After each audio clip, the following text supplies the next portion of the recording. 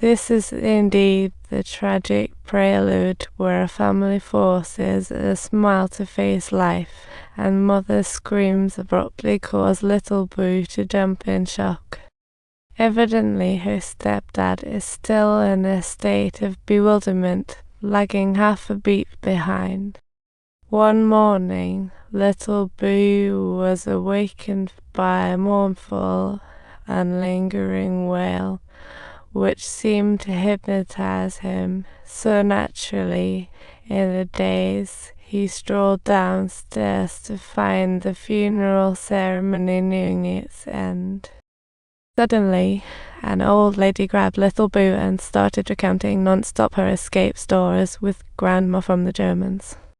Before long, she mentioned a soldier, and it felt like a horror movie with all the squeezing and marks like trendy tattoos. Grandma was just casually filing her teeth at night. Upon witnessing this, little Puss Mom quickly stepped forward to drag the lady away, continuously muttering under her breath, "Are you completely out of your mind? How dare you scare us like this?" Mom was ready to deal with Grandma's belongings, thinking they were all just worthless junk. This showed that the relationship had no expiry date. Little Boo, however, curiously picked up a glove. Little Boo took this priceless heirloom to school, and guess what? Nobody noticed the lady's glove in his bag. They just laughed at him for looking like a female. To defend his honor, Little Boo got into a fight with a classmate and ended up getting grounded for a week. Bored at home, Little Boo was inexplicably drawn to Grandma's belongings, perhaps seeking to solve a fashion mystery by trying them on. Eventually, he dug out that bloody evening gown, the one he dreamed about, the kind of outfit that screams party. Plus, with the old lady mentioning Grandma's teeth grinding, Little Boo suddenly felt ready to debut with an elderly demeanor. Driven by curiosity, Little Boo couldn't resist donning the dress and even danced.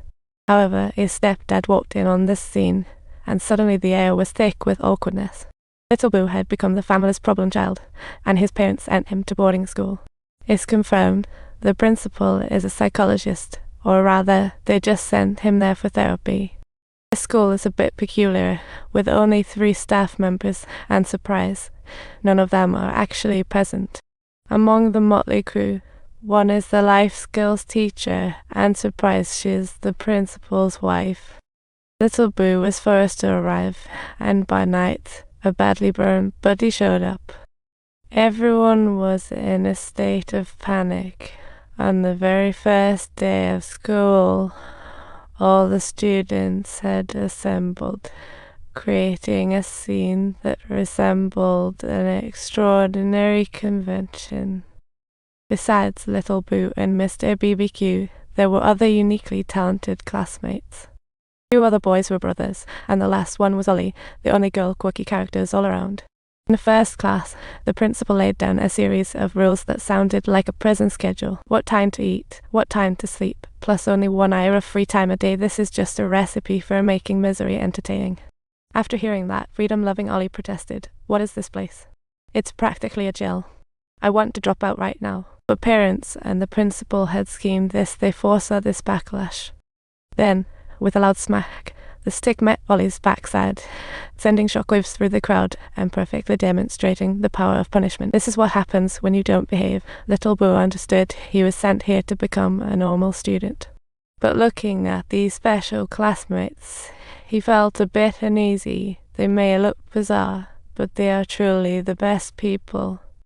Despite his scary appearance, he was the gentlest here, plastering walls with motivational quotes, floating like a princess under the stars at night. Little Boo gradually got used to this seemingly scary roommate, and beneath the stars, they became the best of pals.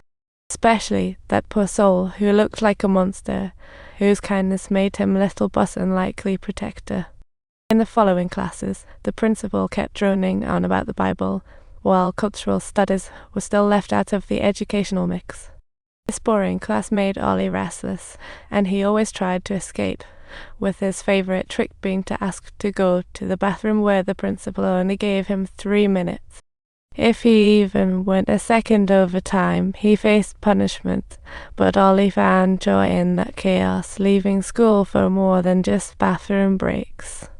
Sometimes he'd sneak off to the office for an adventure and stumbled upon a secret. Turns out the principal's wife's ID didn't match her name. Could this possibly mean that the principal's true identity was also a fib? One night, Little Boo was quietly minding his own business when he suddenly heard wails. What on earth? Other students from neighbouring rooms got spooked too, wondering about their ID and true identities.